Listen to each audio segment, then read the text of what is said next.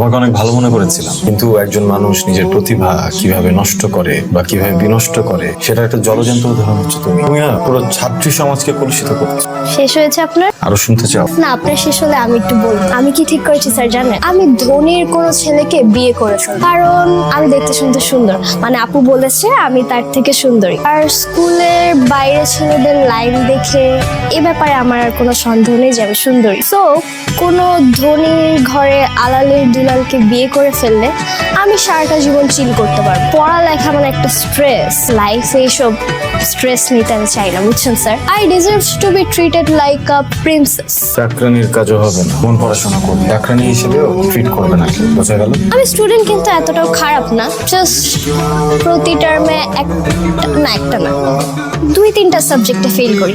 এটা কিন্তু স্যার তেমন বড় কোনো ব্যাপার না, তেমন খারাপ কিছু না। এটা যে মনে প্রাণে বিশ্বাস করছো এটাই প্রমাণ করে তুমি কতটা